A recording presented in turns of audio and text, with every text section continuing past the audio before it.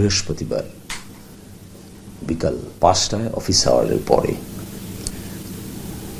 গতকাল ছিল শুক্রবার, আজকে শনিবার, আগামীকালকেই প্রথম অফিসিয়াল ডে এবং আগামীকালকে সকাল 10টার ভিতরে আমরা স্বাস্থ্য সচিবের বরাবরে তাদের আগের সিদ্ধান্তটা পুনর্বিবেচনা করার জন্য একটি আপিল দায়ের করা হচ্ছে এবং ওই আপিলের সঙ্গে তাদের পূর্ব সিদ্ধান্তটাকে স্টে করার জন্য আবেদন করা হচ্ছে এবং আশা করি আগামীকালকে সকাল 10টার মধ্যেই সংশ্লিষ্ট দপ্তরে সে আপিলটি পৌঁছে যাবে আর কি।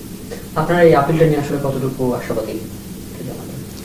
আমি তো আশাবাদী, কারণ এটি হাসপাতালটি বন্ধ হওয়ার পরে এক ধরনের পাবলিক কমোশন হয়েছে এবং এখানকার যে রুগী ছিল, এনআইসিউর রুগী, আইসিইউর রুগী, ডেলিভারি রুগী এবং কিডনির ডায়ালিসিসের রুগী, তাদের যে হাহাকার তা আপনারা দেখেছেন এবং এটি খুবই নর্মাল, মানবিক কারণেই এত মানুষ সেখানে চিকিৎসারত আছে।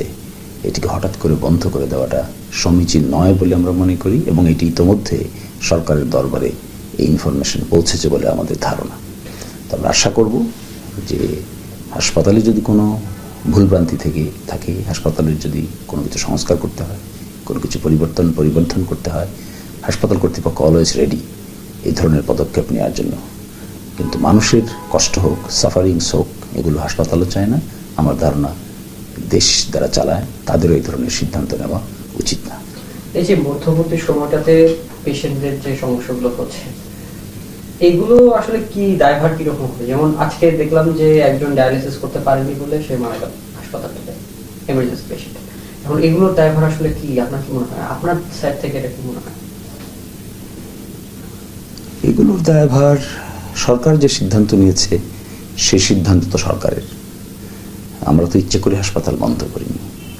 আমরা তো বলেছি সবসময় যে যে ধরনের ঘটনা ঘটেছে এটা অনাকাঙ্ক্ষিত এবং যে বা যারা এই জন্য দায়ী, সরকার কিংবা হাসপাতাল কর্তৃপক্ষ অলওয়েজ রেডি সেই ব্যবস্থা নিতে। কিন্তু যদি হাসপাতাল সিস্টেমটা বন্ধ হয়ে যায়, এখানে যে অল্প খরচে চিকিৎসা দেওয়া হয় এবং এখানে যে ধরনের ইমার্জেন্সি পেশেন্টরা চিকিৎসা নিতে আসেন, তাদেরকে যদি এই সার্ভিসটা বন্ধ রাখা হয়, এটা আমি শুরুর দিন থেকে বলেছিলাম যে হাসপাতাল বন্ধ করে দেওয়া কোনো সমাধান নয়। সরকারের উচিত হবে সংস্কার কর্মকাণ্ড পরিচালনা করা, হাসপাতাল বন্ধ করে দেওয়া নয়। আর এই টানাহেঁচড়ার কারণে রোগীদের যে ক্ষতি হয় সেটি তো একজন দুর্ভাগ্যজনক এবং এগুলো বিবেচনা করেই দ্রুত যদি আপিলটা মঞ্জুর করে দেন, তাহলে হাসপাতাল কর্তৃপক্ষ দ্রুতই তার কাজ যথাযথভাবে শুরু করতে পারে। আচ্ছা শিশির ভাই, গতকাল একটা পোস্ট করেছিলেন, সেটা তো তাহলে যদি এটি করা হয়ে থাকে, তার সরকার থেকেও বা কেন হাসপাতালের কার্যক্রম বন্ধ করার কথা বলা হচ্ছে, বা হাসপাতালও কেন তাদের কার্যক্রম বন্ধ করছে? আসলে কোন জায়গাতে একটি গ্যাপ রয়েছে? দেখেন, অবহেলায় যখন পেয়ে বসে, যখন চতুর্মুখী অবহেলার জন্ম হয়। হাসপাতালের দুটো লাইসেন্স আছে, একটা হলো ক্লিনিক অথবা হসপিটাল লাইসেন্স, এই লাইসেন্সের নম্বর হলো 58। আরেকটা আছে প্যাথোলজিক্যাল সেন্টার, এই লাইসেন্স হলো 59, 4510059। ওনারা যে নোটিশটা দিয়েছেন যে কেন বাতিল করা হবে না, সেই নোটিশে উল্লেখ আছে 4510059। গতকালকে সিদ্ধান্ত পাঠিয়েছেন। কমন সেন্স কি বলে, যে জিনিসের কারণ জানতে চেয়েছেন এটাই তো বাতিল করেছেন।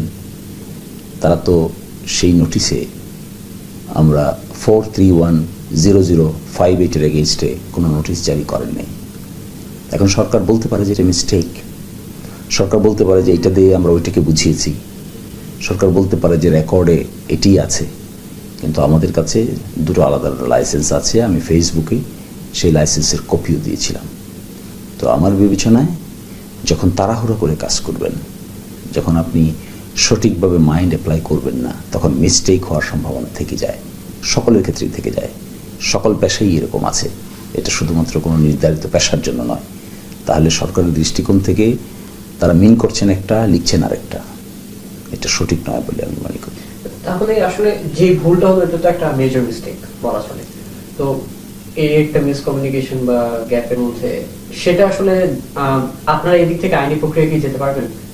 এই যে ভুলটা হলো সেদিক থেকে? এটি তো আইনি প্রক্রিয়া, ওকে চিঠিতে দেখবেন বলা আছে 30 দিনের ভিতরে। এটা কি আলাদা করে, যেমন এই যে ভুলটা বলা হচ্ছে যে প্যাথোলজি সেন্টারকে, এটার জন্য আলাদা আইনি প্রক্রিয়া নাই। আইনি প্রক্রিয়া হলো হাসপাতালের সিদ্ধান্ত, হাসপাতালকে কেন্দ্র করে কোনো সিদ্ধান্তের ভিত্তিতে, ডিজি হেলথের কোনো সিদ্ধান্তে যদি কেউ সংক্ষুব্ধ হয় তাহলে তিনি 30 দিনের মধ্যে সংশ্লিষ্ট সচিবের কাছে আপিল দায়ের করতে পারবেন। আমরা আপিলে সেই কথাগুলো বলছি এবং আগামীকালকে খুব সকালেই, অর্থাৎ অফিস খোলার সাথে সাথেই সে আপিল সরকারের সংশ্লিষ্ট দপ্তরে পৌঁছে যাবে। সেখানে এটাও একটা কারণ থাকবে। এই প্রসেসটা কতদিন হতে পারে আপিলের কোনো সিদ্ধান্ত? আইন অনুযায়ী 30 দিন। আচ্ছা। 30 দিনের ভিতরে এটা নিষ্পত্তি করবেন, দায়ের করার সুযোগ থাকবে। আমরা আশা করব, যেহেতু এটা একটা ইমার্জেন্সি সার্ভিস, হসপিটাল সার্ভিস, এখানে এখনো আপনি গেলে দেখতে পাবেন যে এনআইসিইউতে রোগীরা আছে। আমি তো কয়েকদিন আগে গিয়েছিলাম, সেখানে দেখলাম 700 গ্রাম ওজনের শিশুরাও এনআইসিইউতে ভর্তি আছে, যাদেরকে ইনকিউবেশনে রেখে বড় করা হচ্ছে। মায়ের পেট থেকে আর্লি অ্যাবর্শন হয়ে গেছে, এইরকম বাচ্চারাও এখানে ইনকিউবেশনে আছে। সিজারিয়ান করা হয়েছে 700-র চেয়েতেও কম, 700 গ্রামের চেয়েতেও কম ওজনের বাচ্চাদের। এইরকম বাচ্চাই আছে প্রায় 60। এবং সেখানে এখন আমি আজকে সকালে খবর নিলাম যারা আইসিইউতে আছেন এরকম আছেন প্রায় 20-এর অধিক। ডেলিভারি পেশেন্ট, যেদিন হাসপাতাল বন্ধ হয়েছে বৃহস্পতিবার, সেই দিনও শিশু ডেলিভারি হয়েছে 40-এর অধিক। তো এবং ডায়ালিসিস এখানে বাংলাদেশে সবচেয়ে কম খরচে ডায়ালিসিস হয় বেসরকারি হাসপাতালগুলোর মধ্যে।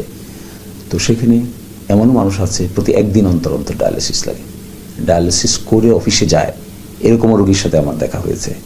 আমি একজন ব্যক্তি এমনও পেয়েছি যিনি ঢাকার বাইরে থেকে সময় ঠিক করে এখানে ডায়ালিসিস করতে এসেছেন, ডায়ালিসিস করে তিনি চট্টগ্রাম যাবেন, কিন্তু সে ডায়ালিসিস করতে পারেননি।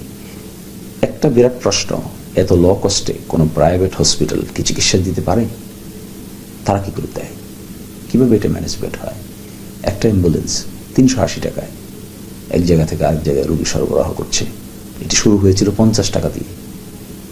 তো কি করে সম্ভব? এই ক্ষেত্রে দিনকে একটা ক্রেডিট দিতে হবে যে মধ্যবিত্ত নিম্নবিত্ত মানুষের পাশে অনেক কিছুর বিনিময়ে চিন্তা করে, পরিশ্রম করে ইন্টিগ্রেটেড সার্ভিস চালু করেছেন, যে চালু করলে পরে মধ্যবিত্তরা উপকৃত হতে পারে। এটাই হাসপাতালের টার্গেট, এটাই তার ইউনিকনেস। এই ইউনিকনেসটা এটা বজায় রেখেছে 97 সাল থেকে আজ পর্যন্ত। কিন্তু একটা দুর্ঘটনাই ঘটেছে। তার জন্য হাসপাতাল রেডি, সব কিছু করতে রেডি। যেখানে যে অবস্থায় যে ধরনের পদক্ষেপ নেওয়া দরকার, আইনকে সহযোগিতা করা দরকার, পুলিশকে সহযোগিতা করা দরকার, হাসপাতাল is ready to do everything.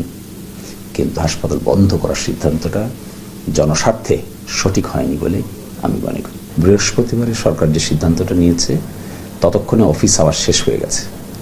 মাঝখানে ছিল শুক্রবার, আজকে শনিবার, অফিস হলিডে। এই সময়ের ভিতরে তো আমরা আপিল করতে পারিনি। যদি এমন হতো যে নির্ধারিত সময়ের ভিতরেই তারা সিদ্ধান্তটা নিতেন, তাহলে আমরা ইনস্ট্যান্টলি আপিল করতাম সরকারের কাছে, যেন তারা পুনর্বিবেচনা করার সুযোগ পান। হাওয়েভার যা হয়েছে তো হয়েছে। আশা করি আগামীকালকে এই আপিল ফাইল করার পরে সরকার দ্রুততম সময়ের ভিতরে তাদের অতীতের সিদ্ধান্তটা পুনর্বিবেচনা করবেন।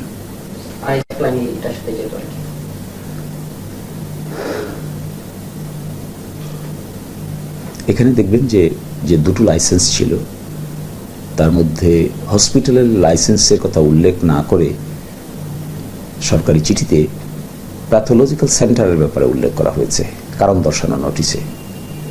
তো এটা অনেকটা, আমি মনে করি এই ভুলটা সরকারেরও হয়েছে। এর পিছনে মূল কারণ হলো হয়তো তাড়াহুড়া করে সব নথি তারা সঠিকভাবে ঘাটাঘাটি করতে পারেননি। এটাও একটা কারণ হতে পারে যে এই নথিতে ভুল লাইসেন্সটি তারা উল্লেখ করেছেন, সঠিক লাইসেন্সটি উল্লেখ করতে